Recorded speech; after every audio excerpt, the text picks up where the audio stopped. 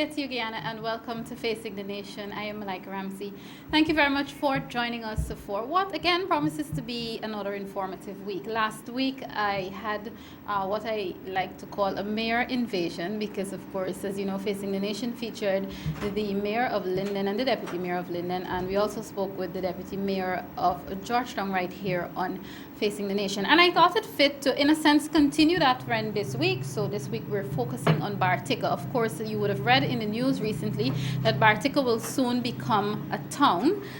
It's coming close to that time, but of course, I'll let the persons who are not only au fait, but the experts of Bartica are here on this program with me today, and I'll let them tell you all about that. It is my pleasure to welcome for the very first time on this program, lady and gentleman, of course, and I begin by introducing the lady to you first, Miss Kamal Persaud. She's no stranger to Guyana. We heard a lot of her and a lot from her, and we will continue to hear a lot from her. Kamal Persaud is the Deputy Mayor of Bartica. Thank you very much for coming on Facing the Nation, and welcome. Thank you. Thank you for having us. Great to have you. And congratulations too. Thank you. All right, we'll talk about that some more a little later on. And of course, welcome to Gifford Marshall. Gifford Marshall is the mayor of Bartica, and he has been very active, in a sense, quietly active in politics for a very long time. Some people are asking, who is this new young man that's coming on? So I've had to explain that he's not new, but he is one who likes to work quietly in the background. Some of him would want to refer to him as the dark horse. Welcome to you, Gifford Marshall. All right, thank you very much, Malika, and it's indeed a pleasure to be on Facing the Nation. Good, wonderful to have you both.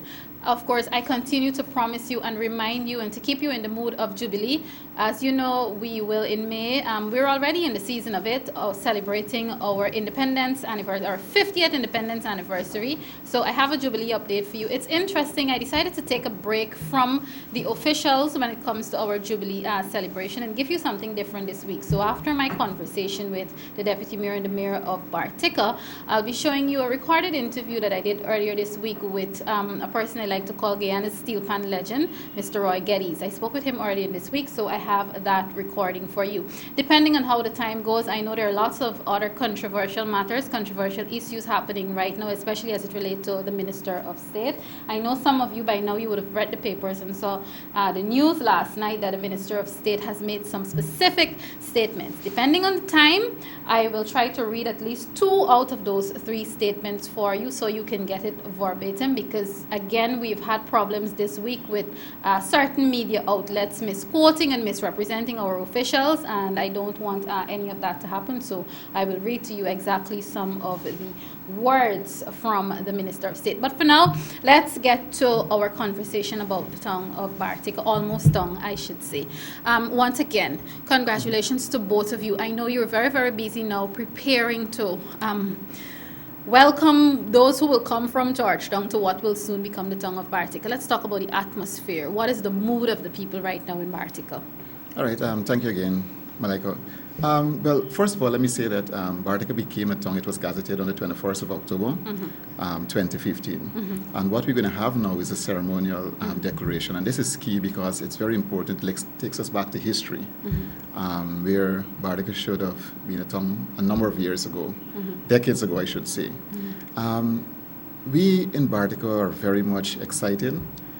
Persons on the street are beginning to prepare the place for our township celebration, and we're looking forward for a great time.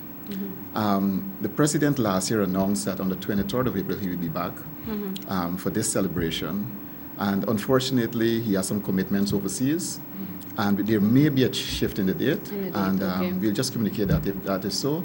But we're looking forward with great expectation for that period. For clarity, since it has already been gazetted, it's functioning the way a town should. That's right, because we have our town clerk in place. We have, of course, a mayor and deputy mayor and a town hall, and we're functioning. All right. Before I continue with some more discussion from Gifford, Kamal, you see, I keep saying Kamala because when you hear Kamal, you think of the former Prime Minister of Trinidad and Tobago, but Kamal, let's talk about some of your interests. And again, I keep saying I'm not only pro-APNUAFC, but I'm also pro-youth and pro-woman, pro-female. So I'm extremely very proud of you. Let's talk about some of what you are really interested in functioning as a deputy mayor. Is there a specific area or specific topics that you'd like to address? Well, thank you, Malika. Well, definitely there are a number of issues that I'm very passionate about. Speaking about women's issue, one of the things that I would focus a lot of energy on and collaborate with the law enforcement is domestic violence in our beautiful town of Bartica.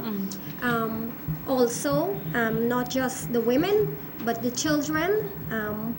I would personally like to see we have a wider population of educated young men and women, and working with the school dropouts or even young women that would have become pregnant during their high school year, and get them back into the education system, probably give them an opportunity to gain a skill so they can contribute to the community. Okay, all right, Yeah. great.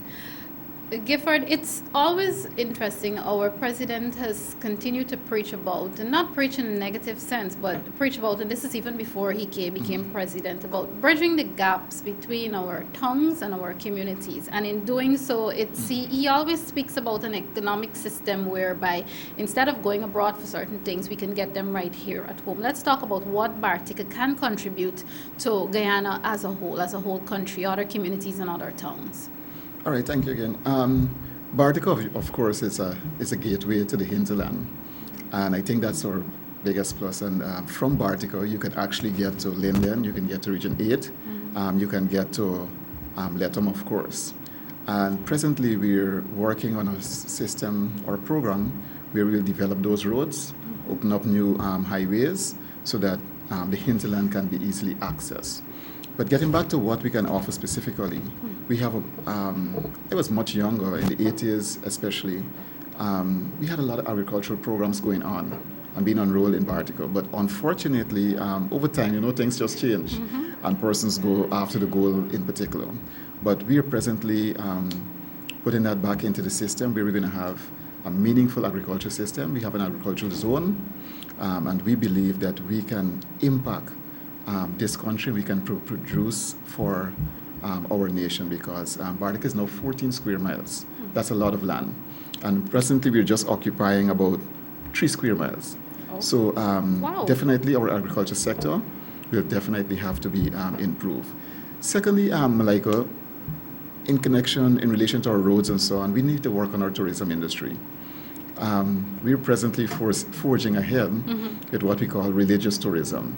And somebody would ask the question, what is religious tourism? Let's talk about that. Right? Religious tourism, basically, we have Christians, we have Hindus, Muslims. But let's say, for example, the Christians, we believe we can come together and organize some programs and activities that will bring Christians from around the country, around the Caribbean, and even the rest of the world to Bartica.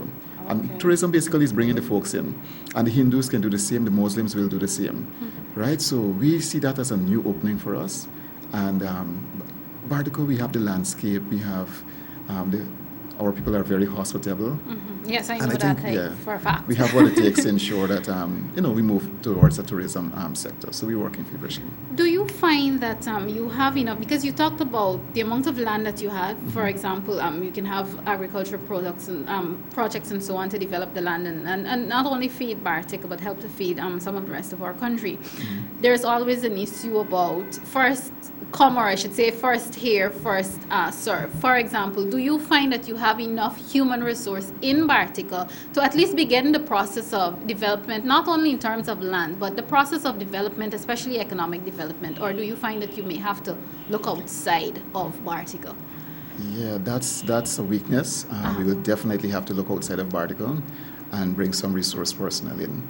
And Bartica is structured in such a way that as soon as you reach a certain age, 18, 19, you start to move off. Either you come to Georgetown to studies, and persons sometimes get married here and they don't return, or you just migrate, just leave the country.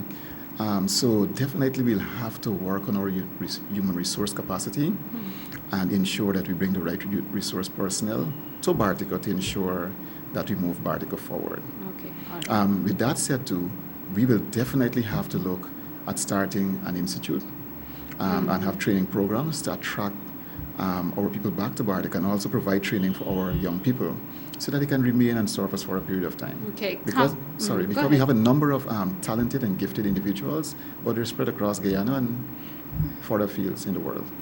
Kamal, I see you're shaking your head vigorously in support of education. You want to talk a bit about some of what you're expecting and so on in terms of developing and bettering the education system in Bartica. I mean, Gifford touched on it a bit.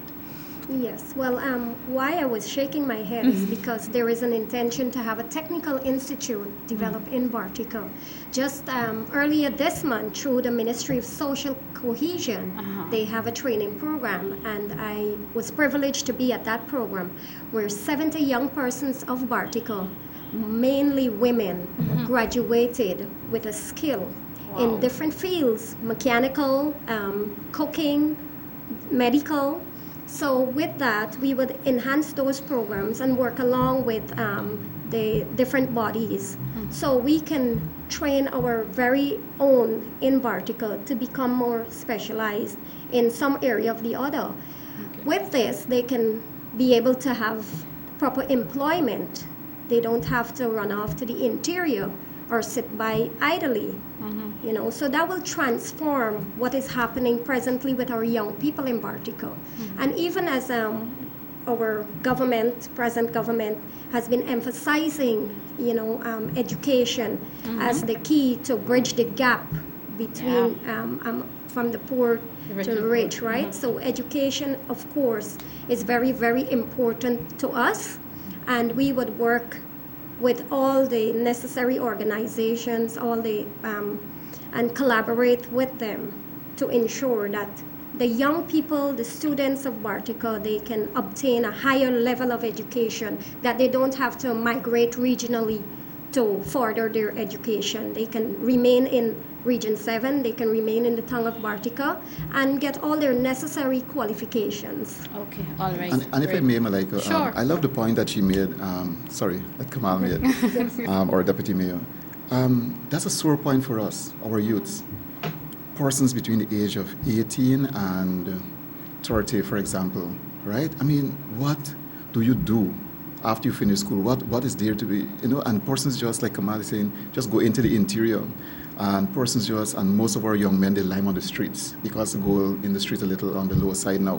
So we have too many young men just on the streets just liming, and then the girls decide, well, all we're going to do is just make children, you know. And, but we cannot continue down that road. So I've said over and over again, and I've said to the council that we must put a system in place, right, to develop our young people. We must, and we must passionately pursue this.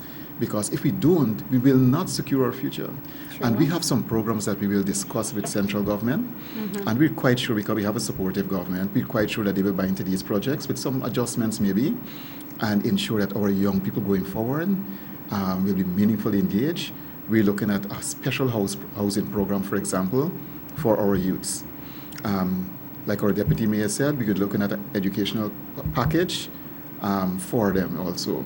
And a number of other issues. So we want to secure our future and ensure that Bartica's future is very bright. Great. Both of you are making me extremely proud. I'm proud to be a woman, and I'm proud to be a youth, even though we won't be youth forever. Viewers, if you're now tuning in, this is Facing the Nation. Today I'm having a conversation with the mayor and the deputy mayor of Bartica. There are often certain sore points in society, or points that people are afraid to raise. And I try not to shy away. So I'm going to say this. One of the most things that I love about this combination, mayor and deputy mayor, is the ethnic diversity. Oh, really? Yes. Okay. That's one of the things I really love about it. Because as mayor and deputy mayor, you have to collaborate. You have to work closely to each other, and you have to speak and communicate every single day. That said, do you find that because one of the reasons the Ministry of Social Cohesion has been created is also to bridge a gap that we seem to have among our people in terms of our ethnic diversity, because the fact is Guyana is a coke-up. All right. So do you, both of you, do you have that sort of issue in Bartica that you find that you may have to address very soon? Do you have ethnic issues in the town of Bartica? Well, if I go first, come on, please. Or ladies before gents. Anyway, you know, I love that question. The reason why President Granger selected Bartica, or one of the reasons, because a number of reasons, but the reason why, one of them, the main one, is that you don't have ethnic problems in Bartica, and Bartica can become a model for Guyana Because whether you're Amarindian, East Indian, I mean, you don't see that part of others. And most of us in Bartica, people in Bartica, especially our children, are mixed, right? So we can be a model for the rest of the country. So whether you be Indian or Amerindian or so on, that's not a problem. And I could even go further to say that if you go to Bartica and decide to judge someone based on their political affiliation, by the color of the skin, then you'll be wrong. Okay. Because you will see some people looking just like me who are strong, members of the opposition. Okay. And that's fine with us. And then you'll see some persons looking like Kamal who supports the government, right? 100%. So we don't have this ethnic division there. And sometimes it pops up in circles, and we find that these persons who come from elsewhere come to sow seeds. And that's why we try to keep the politicians at bay, those who would try to come and divide us, because we're a united people. And that's why the president recognizes that, and he thinks that Bartica can be a model for the rest of the country, not only in this green initiative, but also when it comes to politics. I'm going to talk to you about the Green Initiative in a No moment. problem. Kamal, you want to comment on the same issue? Well, I endorse what the mayor has said. If I may go back to growing up in Bartica, I fully endorse. We never were exposed to racialism, if I should use That's that all word. right. Yeah. We were able to play with our neighbor kids. It doesn't matter what race, what religion. I myself, growing up, I attended the church right next door, Sunday school. I even attended the mosque. So we were allowed, we were given that privilege to encounter and interact with everyone. And like the mayor has said, if you find racialism in Bartica, it is persons that comes from elsewhere and bring that negativity to our community. But Barticians are such an intelligent people, they reject it. They don't allow it to interfere with their daily lives. Okay. If you come to Bartica, that is one of the things that we're very, very proud of. You would see all races of persons. You would see even best friends. And rightfully, when you started off, I'm happy that you formed your question in that sense, that myself working along with our mayor, ever since I'm coming into contact and now being a colleague of Mr. Marshall, we have such a great way of which we work. There is never, there is never anything to say, okay, Kamal is of East Indian ancestry, it doesn't affect us. I don't see it, and we all recognize each other as Guyanese. We all have the same rights, the same abilities in many areas, and we have a right to contribute to our country as well. And for those persons that comes bringing that to try to divide us or to poison our minds, we reject it. That is not Bartica, and that's why we stand out in Guyana. Wonderful. Yes, and you do, both of you do stand out indeed, and I really like that. All right, let's talk about the Green Tongue now. The Green Initiative, it's all across the country. It's not only in Georgetown, it's in the various towns and so on. What are some of the activities? This is aside from, we've seen what the president has gone into Bartica and done in terms of the tree planting exercises and so on. What are some of the initiatives that the Barticians are getting involved in to make the tongue a green one? Well, let me say, Malika, that is a kind of a very important point we're at right now, because the term green, we had a television program only a few nights ago, and someone was saying, when we talk about green Bartica, what are we speaking about? Is it President Granger's intention just to turn the entire region into APNU, or is it that we got to paint the house green or the streets? But while some persons were very upset with the question posed, I think it opens an avenue to show that we need to educate our people. Yeah. Right? And presently, we're having a number of programs on stream to educate persons to say, listen, when we talk about greening Bartica, this is what we're talking about. So before we enroll a number of programs, we need to ensure that we educate our people. So this coming week, we have a debating competition between the two secondary schools in Bartica. We'll have a spelling bee competition centered around the same initiative. And with the help of Mr. Bess and the Climate Change Department of Ministry of Presidency, we'll be launching we'll be launching an app, a Bartica app, right? So this is a software where you can actually click on and get some information on what greening is all about, and we can move the community forward through that. But we definitely need to sensitize persons, we need to educate them and move the township forward. Now, as a council, there are a number of things that we will be doing. For example, we'll be hosting some exhibitions, green exhibitions, of course. Again, sensitizing persons. And our major model project will be our town hall. I've said it over and over, it will be a very expensive project. Okay. Because this building will represent what a green building ought to be. So persons like that young man that called in on the program, when he look at the building, then he say, oh, I have a vision. I see the vision. Mm-hmm. So we're talking about clean energy. We're talking about getting rid of all those vehicles with fumes and so forth. So we have to hide those on the ground. Mm-hmm. We're talking about parks and so forth. We've done quite a few, mm-hmm. But we have to definitely go down that road. But education is very, very important. So if you visit us now, you will see the styrofoam on the beach, the plastic bottles still on there. The beach. Right. Okay. And when we remove it today, it comes back tomorrow. Oh, wow. Right. You see the oil in the drains. You would see GPL in Forest Avenue and the fumes that going up. We're mm-hmm. talking about removing those things. So when you remove those things, we're creating a green township. What do you find that it's something that you can put a timeline to say, okay, by, I don't know, by the end of this year or whatever timeline you mm-hmm. want to put in it, that these things could be almost eliminated? Because I'm also thinking, when you mentioned styrofoam, I'm also thinking about whether it be your daily or your weekly mm-hmm.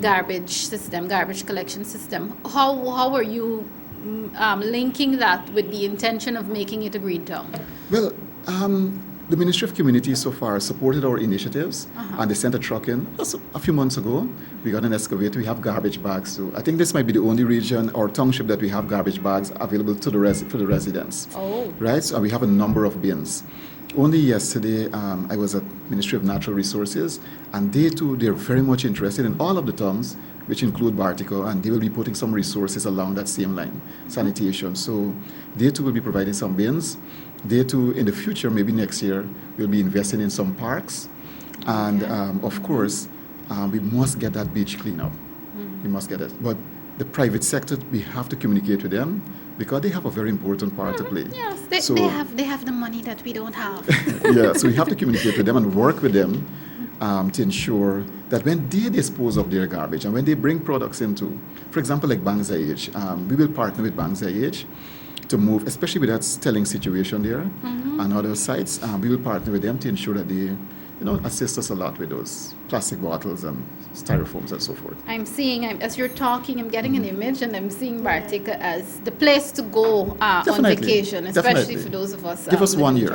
1 year. Importantly, too, adding to that, we may have to, the mindset of persons mm-hmm. over the number of years that people tend to think that littering is okay, and there are laws against that act. Mm-hmm. At some point, changing the mindset, educating the residents, the health hazards and all of these. Like the mayor has stated that you can clean the beach this week and in a few days. But tell you what, that garbage, that buildup, the debris comes from other areas as well. Okay. Because persons tend to think that it's just okay to go to the waterfront and just dump stuff and dump their stuff there. So enforcement will have to play a very and I know vital it's going to take time. role. Yes, because sometimes you got to get a little drastic to send a message. Yes. So person we don't want it to be that made. way. We wish if we could say littering is bad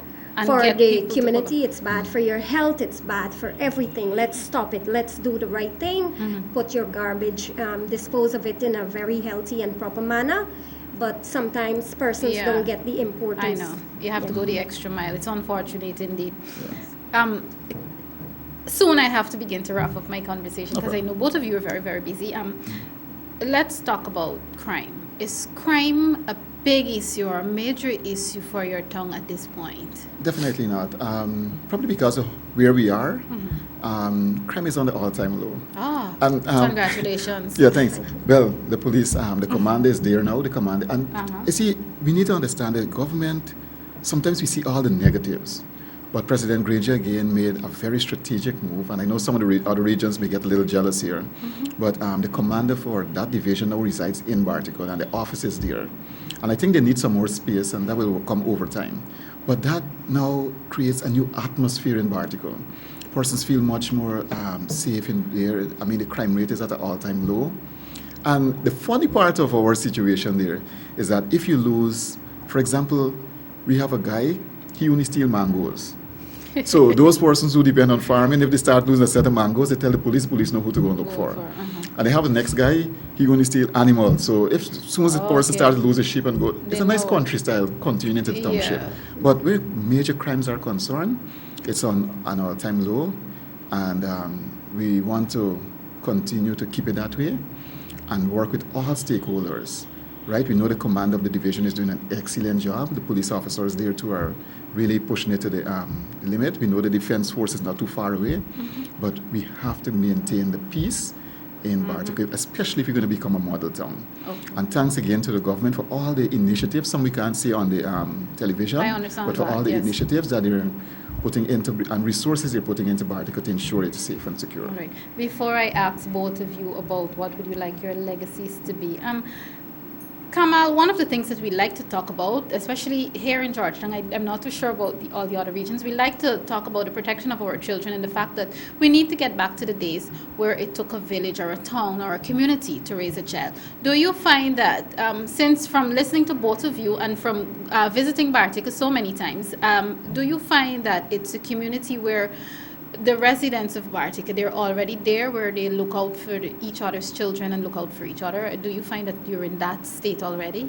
Yes, Malika. I can honestly say I can boast of that because I myself, being a single parent, my son was just 3 years old when I became a single parent, and we reside in Bartica from onward. And through his kindergarten, nursery, primary, and as he went on to secondary, well, then he moved off of Bartica.